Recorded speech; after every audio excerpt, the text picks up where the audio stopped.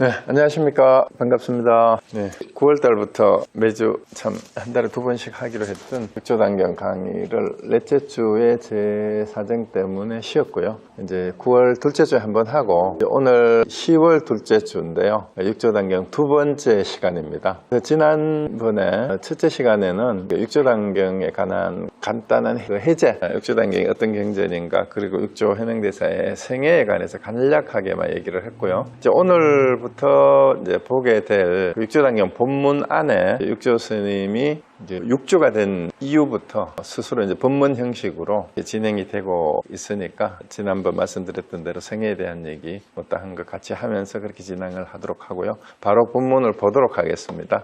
여기 이제 본문인데요. 본문인데 제가 지난번에 득이본을 가지고 교재를 해야겠다고 생각했는데 종부본하고 비교를 해보니까 99%가 거의 같아요. 종부본이 득이본을 그대로 출판한 거라고 할 수 있으니까요. 뒤에 부록하고 이제 장절을 나누는 것만 좀 다른데, 득이본은 첫 번째 장이 품이 오법전의라고 이렇게 제목을 적어놨는데, 종부본은 여기 보시다시피 행유품무라고 되어 있는데요. 본문의 내용은 똑같아요. 거의 몇 구절 들어가고 빠진 거고 말고는. 그래서 바로 시작을 하면 그때의 대사가 보림에 이르자 이제 소주의 위자사가 관료들과 함께 산에 들어와서 대사에게 대범사 강당에 나와서 이제 대중을 위해서 설법을 해주길 청하였다, 그 내용인데요. 그때 대사가 어디에서 오셨냐 하면은 바로 광주 법성사의 그 인종화상이 일반경을 강의하던 곳인데요. 그때 여러분 이제 뒤에도 나옵니다. 이 내용이 이제 깃발이 흔들리는 걸 보고 스님들이 깃발이 흔들린다, 바람이 흔들린다 했는데 지나가던 해능 대사가 마음이 흔들렸다고 했던 그 얘기를 듣고 육조임을 알아보고 인종화상이 육조를 모시게 된 게 인연이 되어서 광주 법성사에 계시다가 소수자사의 초청으로 지금 보림의 대범사로 법문을 위해서 오시는 내용부터 시작이 됐습니다. 그래서 육조단경의 그 모태가 대범사 강당의 법문을 중심으로 기록이 됐고, 나중에 뒷부분들은 후대에 추가로 편찬이 된 거다, 그렇게 볼 수가 있습니다.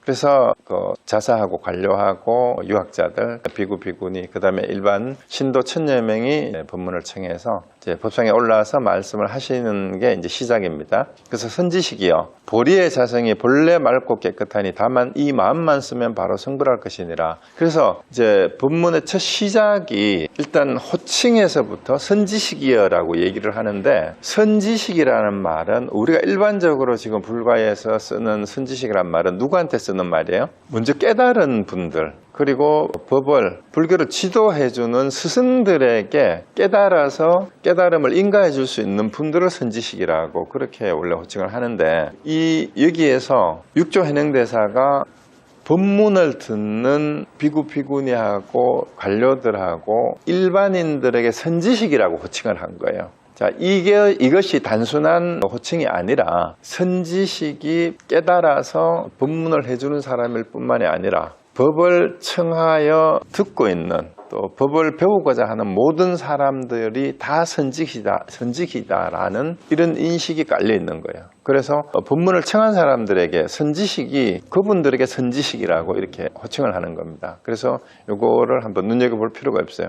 여기에서 이제 흔히 하는 말로 중생과 부처가 둘이 아니고 승속이 따로 없고 오직 법의 마음을 내면 누구나 선지식이다. 그러니까 그 다음 얘기가 보리의 자성이 이제 지혜잖아요. 우리 깨달음이나 지혜를 보디라고 하는데, 그 스스로의 성품이 본래 맑고 깨끗하다. 사실은 육조해능대사의 법문, 육조단경의 법문의 내용이 그 결론이에요. 보리의 자성은 본래 맑고 깨끗하다. 다만 이 마음만 쓰면 곧 성불할 거다라고 이렇게 얘기하는 거예요. 그래서 자성이 본래 청정하니까 이 마음을 그대로 쓰면 그게 바로 부처를 이루는 기다. 그렇게 이 마음을 쓰는 그것이 그대로가 부처가 이루는 길이다라고 바로 선언을 하는 겁니다. 그래서 이제 육조단경의 내용을 여러 가지로 설명할 수 있지만, 사실은 이 첫 마디 본문에서 육조대사가 다른 사람을 대하는 자세가 선지식이여라고 하는 호칭에서 벌써 드러나고, 그 다음에 모든 사람들이 본래 이러한 보리의 자성을 가지고 있고, 그리고 그것이 본래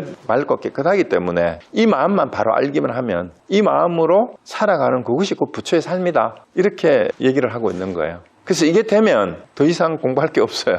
자성이 원래 밝고 깨끗하다. 그래서 그 본래 밝고 깨끗한 그 마음으로 살아가는 것이 깨달은 자의 삶이니 누구나 그러한 자성을 가지고 있으니까 여러분 모두가 선지식이다. 그래서 본래 맑고 깨끗한 자성으로서 부처의 삶을 열어갑시다. 살아갑시다라는 선언이나 마찬가지예요. 자, 그렇게 시작을 하는 게 육조현행대사의 본문입니다. 그러니까 앞에서 뭐 다른 썰이 전혀 필요가 없어요. 그 다음에 바로 이제 시작을 또 선지식이라고 또 호칭을 합니다. 그래서 내가 어떻게 깨닫게 됐는지를 이제 얘기를 합니다. 나의 행적과 법을 얻은 연유와 사연을 들어보라 하고 이제 내가 어떤 사람인지 스스로 밝히는 겁니다. 나의 선처는 본관이 범량인데 자천되어 영남으로 벼슬을 하다가 자천이 되어서 영남으로 가서 신주 백성이 되셨는데 이 몸이 불행하여 아버지께서 일찍 돌아가시고 늙은 어머니와 외롭게 남았는데 뒤에 남해로 와서 가난하고 어려워서 지장이 아니고 시장입니다. 오타가 났네요. 시장에 나무를 내다 팔았다. 그때 한 손님이 나무를 사서 객점으로 갔다. 객점은 요즘으로 하면 여관이에요. 여관에 갖다 달라 하므로 나무 배달을 간 거예요.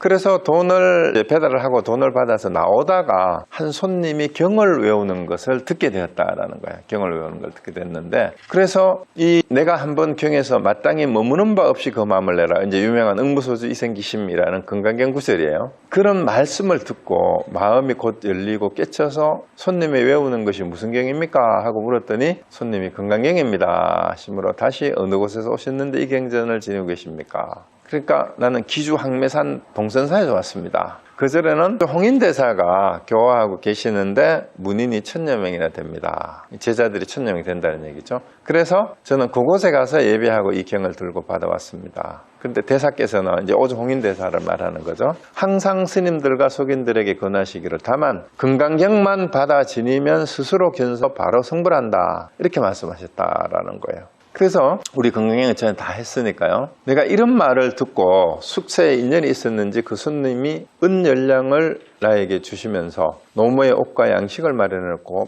바로 항매에 가서 오조에게 예배하라 하시므로 나는 어머니를 편안히 모시고 하직하지 30여일이 못돼 항매에 이르러 오조께 예배했다. 자, 그래서 아주 이제 요약이 되어 있지만 나무를 팔러 갔던 객잔에서 한 손님이 건강경을 외우는 거를 듣고 그게 무슨 경전이냐 하고 그 응무소주 이생기심이라고 하는 그 말에 벌써 마음이 열린 거예요. 그래서 이게 뭡니까? 무슨 내용입니까? 한데 이 마음이 이렇게 활짝 열리느냐 하니까 이제 오조 홍인대사에게서 얻은 건강경이고 건강경을 받으면 성불할 수 있다. 그러고 이게 이런 관심을 보이니까 그 손님이 바로 이분이 큰 법기인 줄 알아본 것 같아요. 그러니까 이제 연량을 줘서 어머니가 사실 수 있도록 편안하게 혼자 사실 수 있게 돌봐드리고 남은 돈으로 노자손을 삼아서 호조 홍인대사 계시는 항매산으로 가라고 이제 이렇게 보낸 거죠. 그래서 어떻게 보면 이분도 그 해능이 이제 큰 법기임을 알아보신 분이니까 오조 홍인대사 못지않게 이 법을 받게 하는데 인연을 해준 은인이라고 할 수 있어요. 누군지는 모르지만. 그래서 이제 오조 홍인대사를 예배하니까 오조 홍인대사가 너는 어느 지방 사람인가? 무슨 물건을 구하고자 하는가? 하고 어떻게 왔느냐 하고 이제 물은 거예요. 어디서 왔느냐? 뭘 구하러 왔느냐? 이렇게 물은 거죠. 그러니까 육조에다가 대답하기를 저는 영남 신주에 있는 백성인데 멀리 와서 스님께 예배드리는 것은 오직 부처되기를 구할 뿐 나머지 물건을 구하지 않습니다. 그랬어요. 그 무슨 물건을 구하려 왔느냐 하니까 부처되기를 원하지 따로 구하는 게 물건을 구하는 게 없습니다. 이렇게 대답한 거예요. 그러니까 이제 홍인대사가 이제 시험을 하는 거죠. 그 다음에 바로 넘어갑니다. 네가 영남 사람이라면 곧 오랑캐인데 어떻게 부처가 될 수 있단 말이냐. 영남 지방이 변방이죠. 변방에서 이민족들이 많이 살던 그런 지역이고 하니까 어떻게 오랑캐가 부처가 될 수 있단 말이냐. 짐짓 이렇게 떠보는 질문이겠죠. 그래서 이제 이 질문을 하니까 육조현행대사가 바로 사람에게는 비록 남북이 있습니다만 불성에는 본래 남북이 없습니다. 이렇게 대답하는 거면 벌써 공부가 다 끝난 사람 같아요. 그래서 사람은 남북이지만 불성에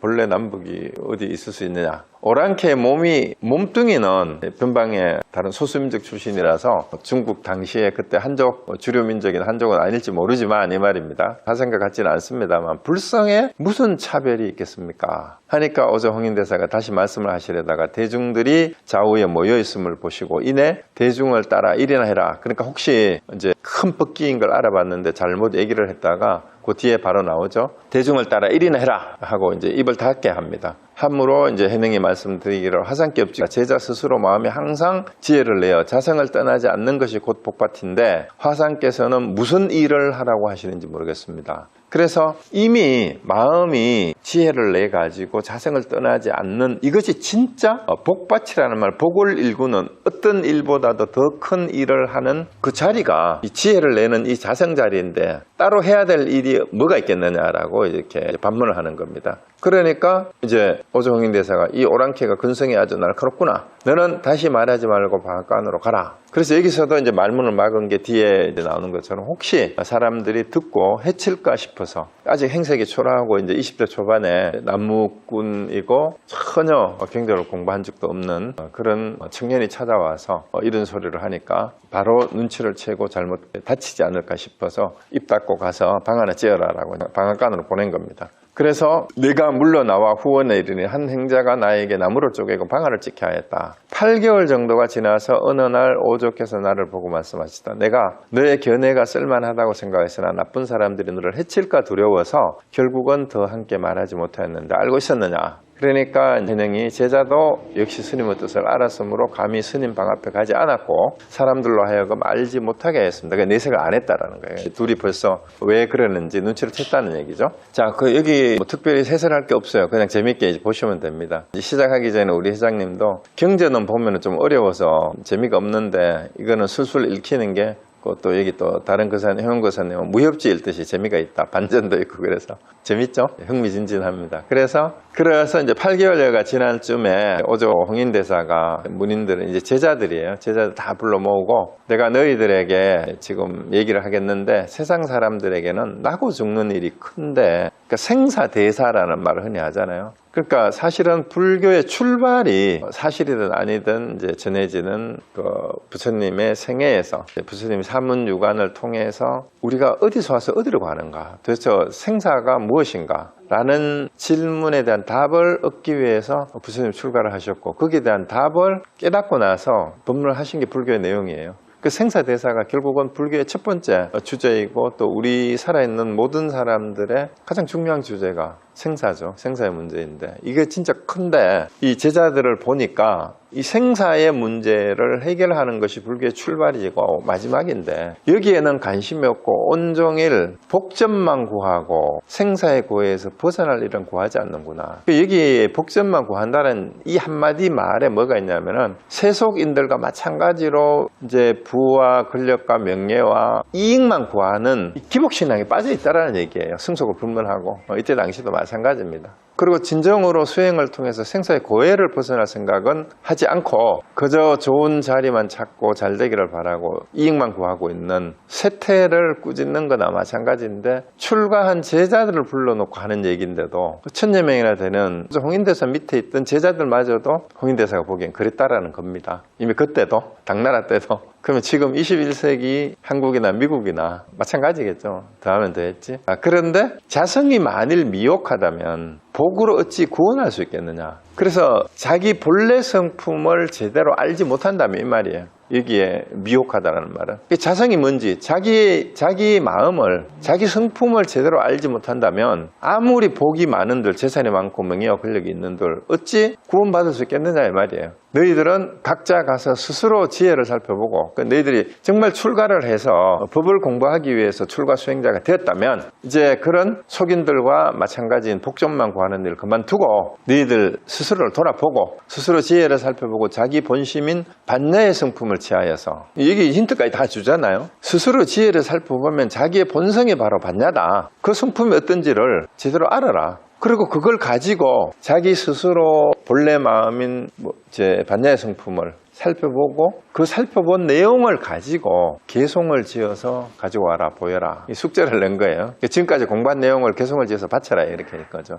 만약에 대의를 깨달았으면 그래서 대의가 뭐예요? 생사대사를 깨달았다고 표현을 해도 되고 위에서 반야 우리의 본심인 반야의 성품을 깨달았다고 해도 되고 그 다음에 제일 처음에 첫 문장에서 얘기했던 그게 뭐였어요? 그 첫 번째 선지식이야 하고 했던 게 뭐였어요? 보리의 자성이 본래 맑고 깨끗하니 다만 이 마음만 쓰면 바로 성불할 것이다. 그래서 본래 우리의 자성이 본래 맑고 깨끗하고 그리고 이 마음을 바로 깨달으면 된다. 그래서 이걸 깨달아 와라 이 말이에요. 그리고 이걸 알고 그 각자 깨달은 거를 개성을 써가지고 와라 이렇게 얘기를 한 거예요. 근데 그래서 이 내용을 알았으면 그 대의라는 게 그거예요. 이 대의를 깨달았으면 그에게 그거를 제대로 알고 적어오는 사람에게 가사와 법을 전하여 제6대 조사로 삼을 것이다. 혹은 가사 대신에 의발로 번역을 해도 돼요. 의자는데 그 전서처럼 전해져 내려오는 얘기가 부처님이 직접 쓰시던 전해준 가사와 바로 밥그릇이죠. 그거를 그 수제자에 가면 전하고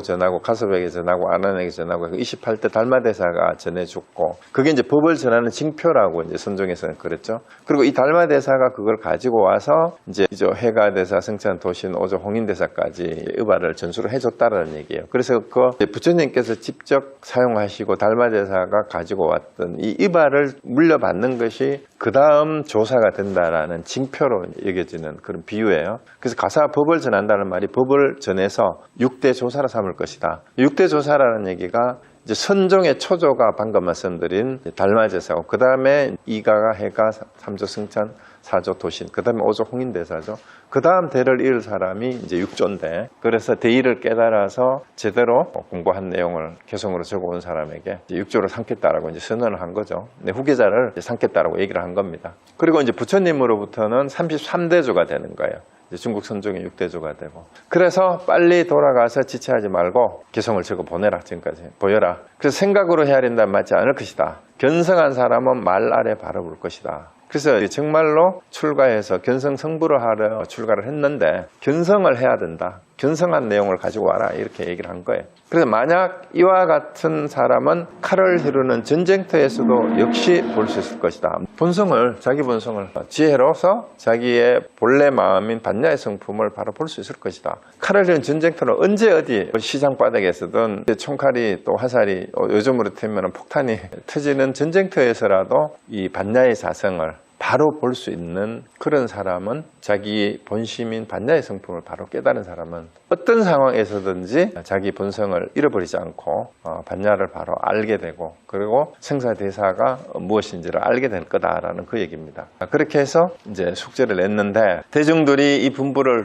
받고 물러나와서 수군거리며 서로에게 말하기를 자 우리들은 마음을 맑히고 뜻을 내어 계를 지을 필요도 없다. 화상에게 바친들 무슨 이익이 있겠는가. 신수상자가 현재 교수사이시니 반드시 그분이 그것을 얻을 것인데 우리가 부질없이 개성을 짓는 것은 헛되니 마음만 쓸 뿐이다. 헛되이 마음만 쓸 뿐이다. 그러니까 당시에 이미 신수대사는 교수사로서 이제 큰 절에 1000여 명이나 되는 대중들이 공부를 하고 있는데 요즘으로 치면은 이제 강원이나 큰 절의 교수부장이에요. 교수부장 최고 책임자고 대학으로 치면은 학장격이에요. 그런데 이분 외에 누가 감히 개성을 지어서 바칠 사람이 있겠는가. 자, 그래서 여러분들이 이 부분을 보시면서 저도 무슨 생각이 드냐면 대부분의 사람들이 자 공부를 하러 모였어요. 우리가 소그룹으로 모리든 절에 어떤 불교 대학을 가든 아니면 뭐 큰 법회에 가든 공부를 하러 와놓고도 부사님이나 아니면 큰 스님들이 은하에 깨달을 수 있다, 깨달아야 된다라고 얘기하면은 우리 같은 사람이 이러고 그 중에서 공부 잘하는 사람이 있으면 저런 사람이라 깨달을 수 있겠지 라고 다들 물러선단 말이에요. 이런 자세로 공부를 하러 모이니까 1000명이든 10,000명이든 모인들 무슨 소용이 있겠어.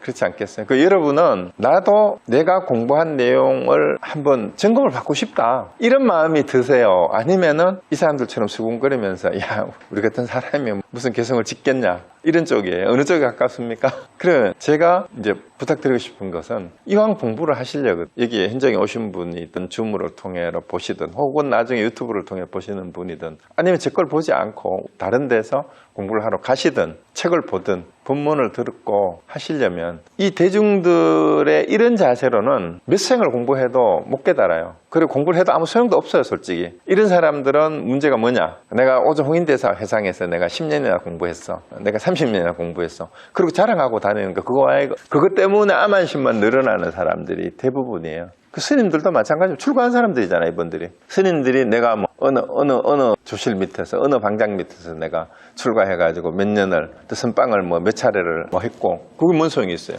내가 바로 깨달아서 내가 개성을 지어서 내가 육조가 되겠다는 게 중요한 게 아니라 여기서 견성해야 되겠다. 어떻게 하든지 간에 이 마음이 없으면은 출가를 했든 하지 않았든 공부인이 아니에요. 표현을 뭐 이제 중국 불교에서 견성이라고 하는데 초기 불교 이름으로 진짜 아라한이 돼야 되겠다고 얘기하든 멸진정에 든다고 말을 하든 아니면 우리가 흔한 하는 말로 진짜 깨달아야 되겠다, 부처가 돼야 되겠다, 이런 마음이 없는 사람은 공부인이 아니에요. 공부를 따라서 쫓아다니는 것일 뿐이죠. 공부하는 게 뭔가 멋있는 것처럼. 그래서 이제 이런 식으로 사람들이 다들 이렇게 쑥덕거리기만 하고 자기가 공부한 내용을 점검받을 생각을 아무도 안 한다 이 말이에요. 그 사람들이 이 말을 듣고 모두 다, 그러니까 누가 그런 얘기를 하니까 그렇지 그렇게 다 맞장구를 치면서 모두 다 마음을 놓으며 말하기를 우리들은 이후에 신수에게 의지할 것이나 뭐 때문에 번거롭게 개성을 지으리. 결국은 나중에 신수대사가 육조가 되고 나면 다시 배우면 되지, 이렇게 얘기하는 겁니다. 그래서 그런데 정작 신수대사는 아직 본인은 알아요. 스스로 자기가 완전히 깨닫지 못했고 아직 견성하지 못했고 아니까. 그런데 주변에 많은 사람들이 신수를 쳐다보고 있고 또 자기가 생각하기에도 이제 홍인대사가 신수를 어떻게든 보고 지금까지 공부했는 거 제대로 했으면 정리해 오라라고 압력을 주는 것 같은 느낌을 받았을 거 아니에요. 그때 당시 이미 그 1000여 명의 대중을 사실상 지도하고 있던 그런 위치에 있었으니까. 그래서 신수가 생각하기를 사람들이 개송을 바치지 않는 것은 내가 제대로 교수사가 된 때문이네. 내가 모름지기 개송을 지어서 화상에 바쳐야겠다. 그래서 이제 책임감은 있는 거죠.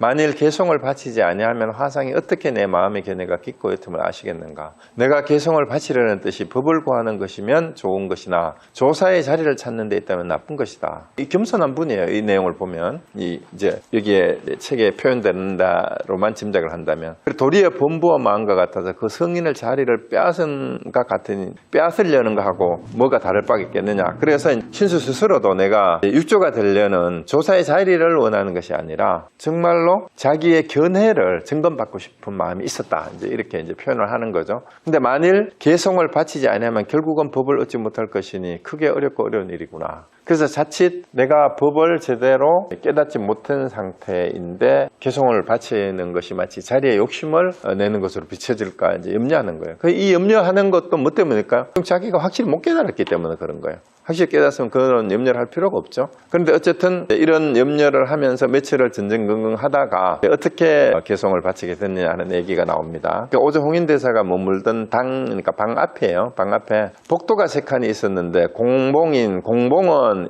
그림 그리는 벼슬아치예요. 관청에 옛날에는 그 도공이 다 있었잖아요. 그래서 공봉인 노진의 이름이고 그림 그리는 사람 화가라고 생각하면 됩니다. 노진을 청하여 능가경의 변상도와 오조까지 이르는 혈맥도를 그려서 전하여 내려가며 공양하려 하였다. 그래서 이제 불사를 한다 그러잖아요. 요즘 탱화도 뭐 불상뿐만이 아니라 벽에 그림을 절에 가면 벽에 그림 같은 게 그려지잖아요. 벽화 같은 것도 있고. 그래서 그걸로 이제 불사를 하려고 했는데 이제 그 도공을 불러다가 이제 하공을 불러다가 그런데 신수가 개송을 짓고 바치려고 여러 번 당 앞에까지 가고 그래서 그 복도를 비워놨단 말이에요. 그림 그리는 거를 공양을 하려고. 근데 이제 신수대사는 개송을 지었기는 지었는데 이거를 제출을 하려고 보여달라고 가져와서 보여라 했으니까 이 자신이 없는 거예요. 몇 번을 방 앞에까지 갔다가 이제 모태가 마음이 항홀하고 온몸에 땀이 흘러서 결국은 이게 제대로 쓴 건지 아닌지 자신이 없으니까 자신이 없어가지고 왔다 갔다 하다가 못 바친 거예요. 그 4일 동안이나 13번이나 왔다 갔다 해서는 개송을 바치지 못하였다. 그 신수가 이에 생각하기를 복도에다 적어주는 것이 차라리 낫겠다. 화상이 지나다니시다가 보시고 만일 좋다고 말씀하시면 곧 나가 예비하여 이 신수가 지었다고 말씀드리고 만일 마땅치 못하다고 하시면 헛되이 산중에 들어와서 여러 해 동안 다른 사람의 예배만 받은 것이니 다시 무슨 도를 닦겠다고 하겠느냐 하고 아주 계련하게 나름대로 이렇게 마음을 먹고 자기 직접 가지고 들어가지는 못하니까 이제 아무도 없는 데서 몰래 평가를 받기 위해서 이제 벽에다가 쓴 거예요. 상경에 다른 사람들이 알지 못하도록 직접 등을 잡고 남쪽 복도 벽사에 개송을 써서 마음의 소견을 바쳤다. 그래서 그 내용이 이제 개송에 이르기를 바로 유명한 신시보리수 십녀명경대 시시근불식 물사야진에요. 이렇게 적어놨죠. 그래서 몸은 곧 보리의 나무고 마음은 밝은 거울 바탕과 같네. 때때로 부지런히 털고 닦아 티끌과 먼지가 없게 하라 그랬어요. 근데 이제 여기서 몸을 보리나무에 비교했단 말이야. 몸이 보리수에. 근데 보리가 뭐예요? 왜 보리수라고 내가 적지 않고 일부러 보리의 나무라고 굳이 번역을 띄었냐 하면 보리는 깨달음이나 지혜를 상징하는 건데 몸을 비유하기를 바로 깨달음 보리수와 같다라고 이렇게 보리의 나무 지혜의 몸이 뭐예요? 지혜를 담고 있는 틀이다라는 의미예요. 보리의 나무라고 얘기한 거는 몸이. 그러니까 지혜가 우리 몸이 있는데 우리 몸 안에 마음이 지혜를 갖추는 거잖아요. 그 다음에 마음은 밝은 거울의 바탕과 같네. 근데 여기서 이제 이따가 다시 설명을 드리겠지만 마음은 그냥 마음일 뿐인데 명경대라고 비유를 한 거예요. 우리가 그래서 마음짜리, 마음바탕 이런 식으로 요즘도 번역을 하는 사람이 많은데, 그리고 지혜나 본성은 그럼 마음 안에 따로 있다라고 보는 게 돼버려요. 마음이 바탕이고 그 바탕 안에 거울이 명경대라고 얘기했어요. 거울이 있는데 거울을 둘러싸는 테두리나 거울 받침대가 있을 거 아니에요. 이걸 마음이라고 본 거예요. 거울이 마음일까요? 거울의 받침대가 마음일까요? 여기서부터 비유가 좀 틀렸죠. 개성 자체가. 마음이 밝은 거울이 마음은 명경과 같다 이러면 대자를 빼버려야지. 근데 어쨌든 대자가 들어갔어요. 그러니까 이제 신수의 개성에서는 몸과 마음을 둘 다 대상화한 게 돼버려요. 비유를 하더라도. 그렇다가 보니까 거울에 때가 끼고 먼지가 끼고 때가 끼지 못하도록 때때로 부지런히 털고 닦아서 티끌과 먼지가 없도록 하는 것이 바로 수행이다. 이렇게 얘기를 했는데 여기에는 이 개성만 봐도 뭐가 없어요? 마음의 본성이 뭔지, 자성이 뭔지에 대한 견해가 드러나질 않잖아요. 그냥 마음을 닦아야 된다. 그럼 마음이 뭔데? 라는 내용이 개성이 없어요. 자, 어쨌든 이 개성을 붙여놓으니까 사람들이 그래도 이 비유가 멋있잖아요. 몸은 보리의 나무와 같고 마음은 밝은 거울의 바탕과 같으니까 여기에 먼지 끼지 않도록 뼈대로 열심히 닦아야 된다. 이렇게 수행에 대한 비유로는 아주 괜찮은 적절한 비유입니다. 일반적으로 마음을 먼지 묻지 않도록. 여기서 말하는 먼지는 뭐겠어요? 당연히 번뇌망상이겠죠. 여러 가지 모든 걸 다 의혹과 미혹과 욕망, 탐진치를 다 포함한 일체 번뇌망상입니다. 그래서 이런 개성을 붙여놨으니까 신수가 개성을 다 쓰고 방에 돌아와서는 사람들은 알지 못했다. 몰래 썼으니까 밤중에. 신수가 다시 생각하기를 오조께서 밝은 날 개성을 보시고 기뻐하시면 곧 내가 법과 인연이 있는 것이지만 만일 감당하지 못했다고 말씀하시면 나 자신이 미혹한 것이며 숙세의 업장이 두터 법을 얻지 못하는 것이니 성인의 뜻을 헤아리기가 어렵구나. 자, 그러면 벌써 여기에서 자기가 공부가 이게 진짜 제대로 된 공부가 됐는지 안 됐는지 본인도 모르는 거예요. 그런데 점검을 받기 전이라도 정말로 확실하게 이거다 싶은 마음이 있는 사람은 이렇게 자신이 없질 않아요. 물론 이 기록 자체를 육조 해능대사 계열에서 해능대사 제자들이 이제 신수하고 해능을 대비를 시켜서 일부러 조작해 거짓으로 꾸몄다라는 얘기가 있을 정도로 신수가 아직은 공부가 덜 되고 해능대사가 제대로 공부를 돼서 육조가 됐다는 걸 드높이기 위해서 해능의 제자들이 기록한 것이다라고는 하지만 어쨌든 묘사된 내용을 그대로 봤을 때 이러한 수준의 생각을 하고 있다라면 아직은 확실히 본성을 깨달았다라고 표현할 게 없다라는 게 분명하게 드러나 보이잖아요. 그죠? 그래서 방 안에 이런 생각으로 앉았다 누웠다 하면 불안해하는데 잡을안석이죠. 바로 오경이 되었다. 그래서 조사께서는 신수가 자성을 보지 못하여 문 안에 들어오지 못했으면 이미 아시고 계셨다. 그러니까 인대사는 신수가 아직 공부가 덜 됐다는 걸 미리 알고 있었다라는 거예요. 그래서 날이 밝자 오조께서는 노공봉을 이제 하가죠.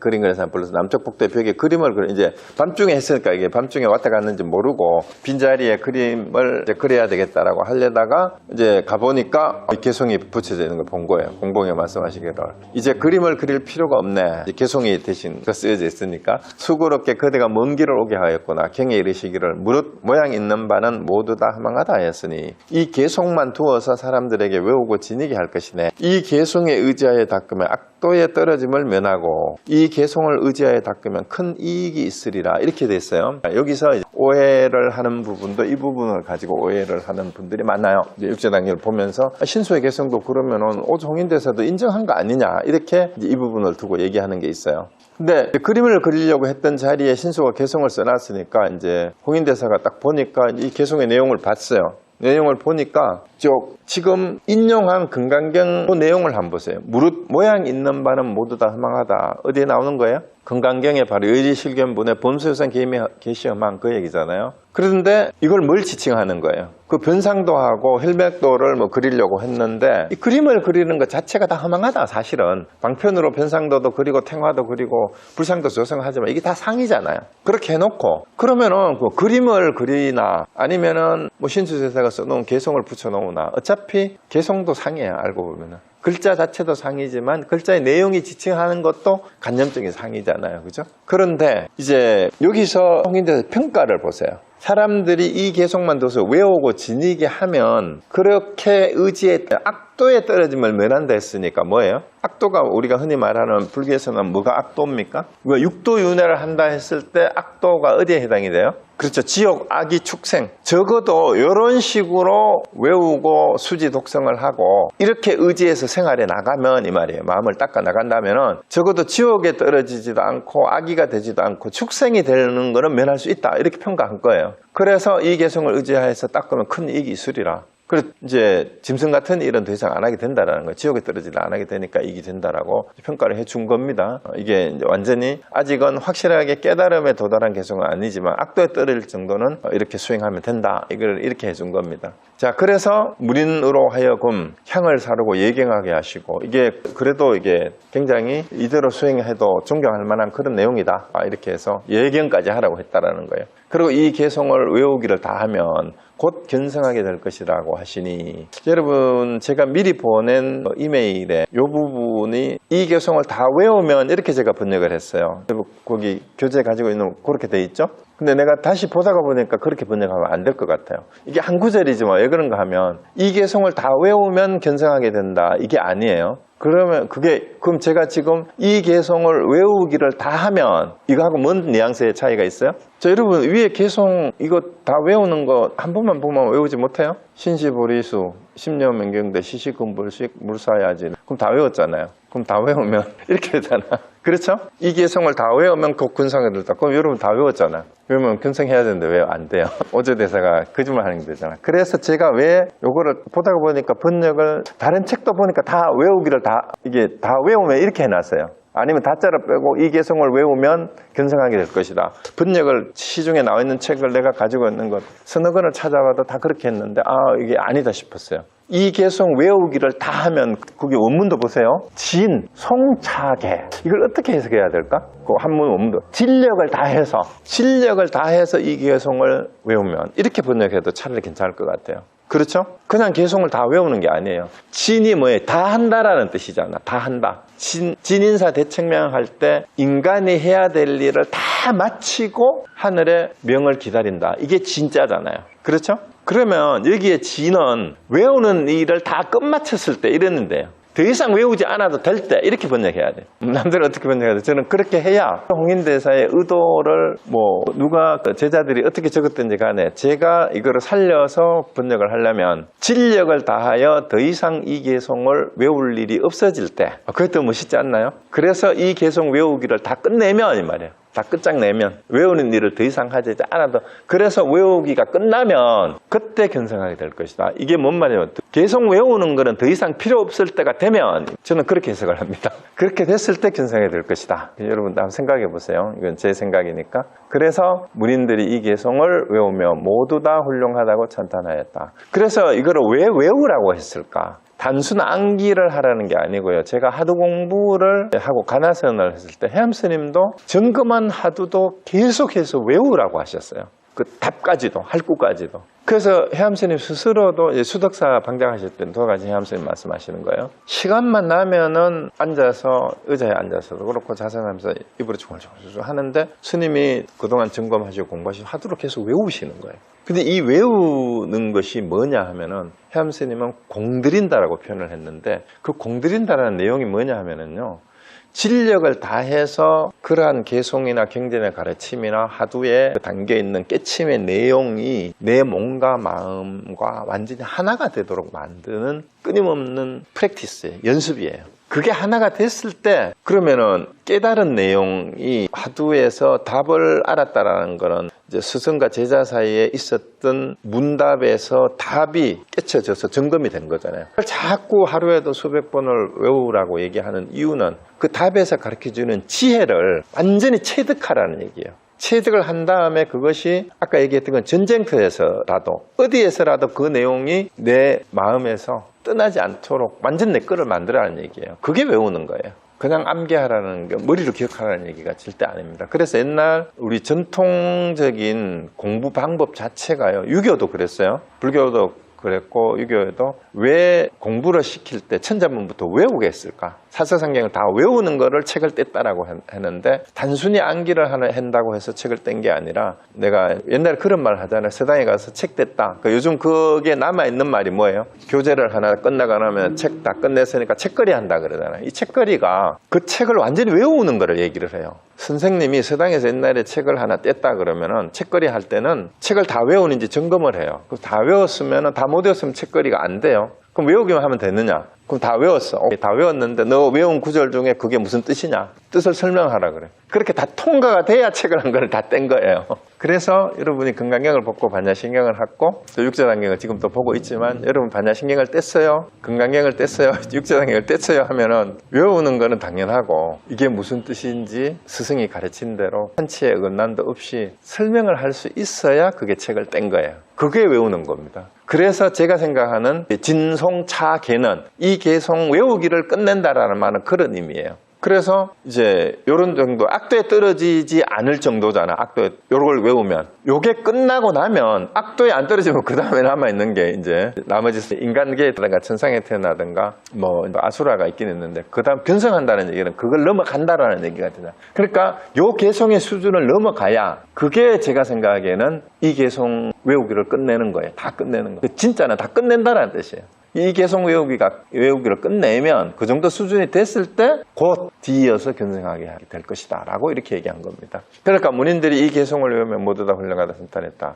그런데 오조는 일단은 그렇게 해놓고 그러니까 이 얘기는 뭐예요? 나머지 1000여 명이 있지만 이제 겨우 이 수준을 외우고 공부시킬 수준들밖에 아직은 제대로 뛰어난 근기가 없다라는 얘기예요. 그 1000명이 전부 다가 출가해서 그 공부하고 수행하고 있지만 그러고 이제 정작 이제 오조를 불러서 확실하게 점검을 해줍니다. 상경의 신수를 불러 방으로 들어오라고 뭐 개성을 네가 지었느냐 하니까 제가 지었으나 감히 망령때의 조사의 지위를 구하는 게 이 자신이 없는 거죠. 본인도 알고 바라옵건대 자비로 살펴주십시오 하니까 제자에게 조그만 지혜라도 있습니까? 이쪽에 이렇게 물은 거예요. 그래서 오조가 네가 지은 이 개성은 본성은 보지 못한 것이다. 다만 문 밖에 이르렀을 뿐 문 안에는 들지 못해. 분명한 평가가 나오잖아요. 근데 이 평가가 있는데 신수대사의 개성을 보면은 뭐 북쪽에 점수사상을 나타낸 건데 이것도 틀린 건 아니지 않느냐? 아니에요. 여기서 분명하게 안경에서는 오조 홍인대사의 이름을 빌려서 이 개성은 본성을 보지 못한 거다. 본성에 대한 얘기가 없잖아야 열심히 수행을 하려면은 먼지 안 묻게 그구를 닦듯이 그냥 계속해서 쉬지 않고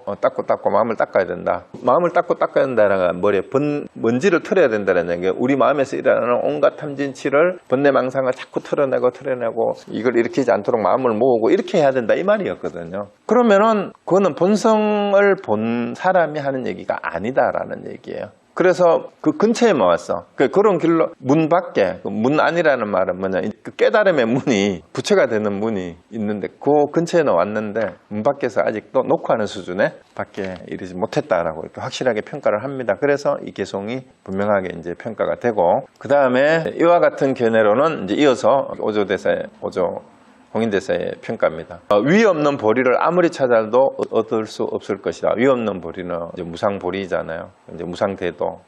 진짜 제대로 참다운 깨달음, 안욕따라 삼맥삼보리나 마찬가지예요. 그 무상보리라는 말이 안욕따라 삼맥삼보리를 줄인 말이에요. 그 보리라는 말이 최상의 깨달음, 최상의 지혜.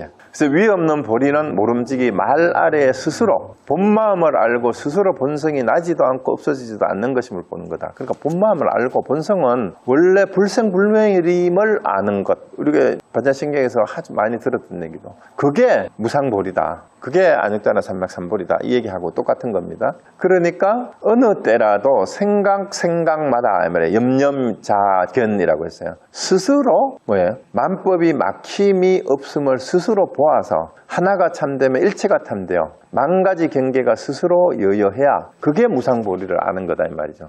여여한 마음이 곧 진실이니 만일 이와 같이 본다면 이것이 곧 위 없는 보리의 자성이다. 아직 이렇게 보지 못했다면 닦아내야 될 게 있기 때문에 이 모든 게 있는 그대로 청정한 모습 그대로 일체가 여여해야 된다며 경계가. 닦을 게 있으면 아직 멀었는 거다 이 말이죠. 그래서 너는 가서 아직 덜 됐으니까 하루 이틀 더 생각해보고 다시 개성을 지내 가져와라 이렇게 얘기한 거예요. 그러니까 너의 개성이 만일 문에 들어오면 내 내한테 여발과 법을 부축할 것이다. 그러니까 너를 육지로 삼겠다라고 다시 한번 기회를 준 거예요. 그래서 신수가 열을 갖추고 물러나와 며칠을 보냈지만 개성을 짓지 못해 마음이 혼란하고 정신과 생각이 불안하여 마치 꿈속과 같았으며 앉거나 움직이는 것이 편하지 못하였다. 자, 그래서 이제 신수의 입장을 한번 생각을 해보세요. 그 천여 명 중에 다들 주목을 받고 있고 스승도 자기를 주목을 하고 있는데 자기는 아무리 머리를 짜내고 지금까지 공부한 것을 다시 개성을 뭐 지으려고 하려 해도 또 생각이 나질 않는 거예요. 그러니까 잡을 안 썩이고 잠을 더 못 자는 거죠. 그런 전전긍긍하고 있는 사이에 다른 스님들은 오조 홍인대사가 그 개성을 외우라고 했으니까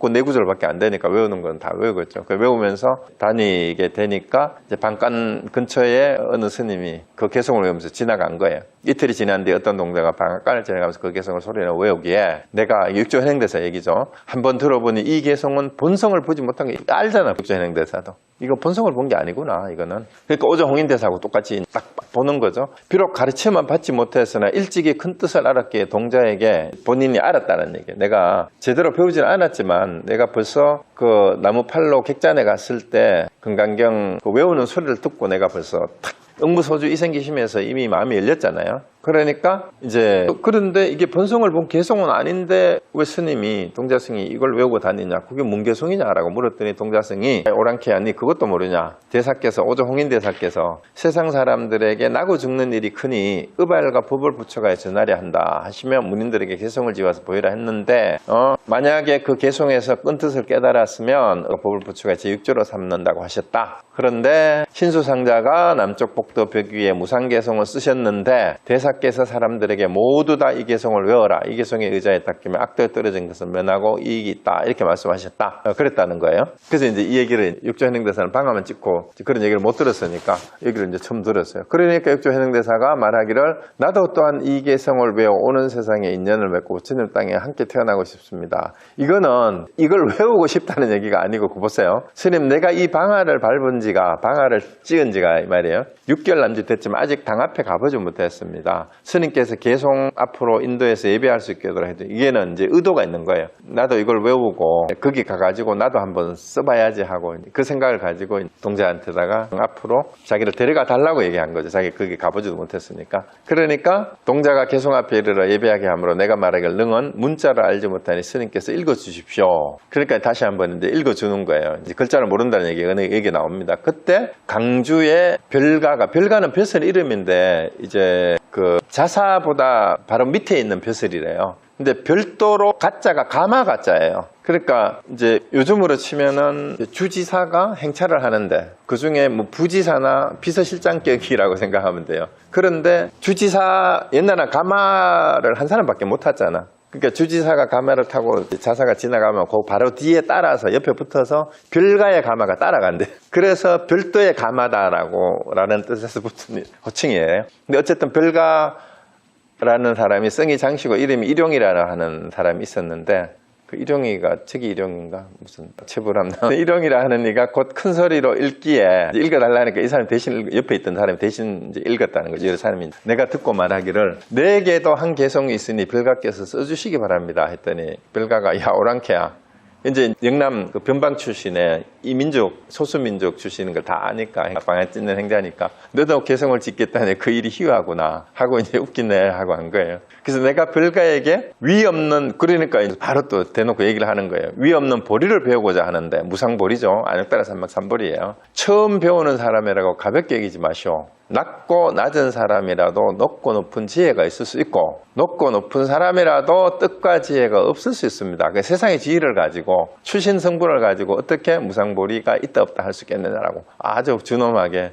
꾸짖는데 그게 대듭니다. 그래서 만일 사람을 가볍게 여기면 곧 한량 없고 가없는 죄가 될 것입니다 하니까 별가가 많이 생략이 됐지만 다른 판본의 해설에 보면 이런 얘기가 많아요. 이 얘기를 듣고 별가도 소주 자사 다음가는 벼슬이라면은 벼슬이 높지만 중국이나 한국어는 옛날에 벼슬 아치가 되려면 뭘 해야 돼요? 적어도 유학을 공부하고 시험을 쳐서 과거 급제에 한 사람들이니까 멍청한 사람 아니에요. 말귀를 알아듣는 사람이란 말이지. 그 유학자고 특히 유학자이면서 관료가 되어서 이 자사를 따라서 이제 절에 다니는 사람이라면은 불교에 대한 조예도 상당히 있는 그런 이제 선비일 수가 있어요. 관료가. 그러니까 이 말을 딱 들으니까 이 오랑캐 출신인데 말하는 거 보소 하고 눈치를 챘겠지. 그러니까 의아해 하면서도 아니 뭐 개성이 있다고 그러면은 바로 뭐라고 합니까? 너는 개성을 외워라. 내가 너를 위하여 써주리라. 네가 만약 법을 얻으면 나부터 꼭 제도하여 주어라. 이 말을 잊지 마라. 이게 벌써 뭐예요? 이 6조 현행대사가 하는 말에 이게 보통 사람이 아니구나 하고 바로 눈치를 챈 거예요. 그러니까 이 사람이 불가가 눈치가 빠르다는 게 뭐예요? 혹시 네가 법을 얻으면 네가 6조 현행대사가 되면 나부터 제도해달라 라고 바로 꼬리를 내리고, 그러니까 이 사람도 내가 보기 굉장히 영리한 사람이에요. 불가가 그 정도로 눈치가. 그래서 여러분이 눈치가 있어야 돼. 그래서 아무리 이상한 사람 보더라도 딱 말하는 거를 알아듣고 그런 게 있어야 됩니다. 그래서 이제 개성을 말하였다 해서 나온 개성이 여러분 잘 아는 보리, 법무수, 명경역비대, 본래 무일물 하처야지네라고 나왔어요.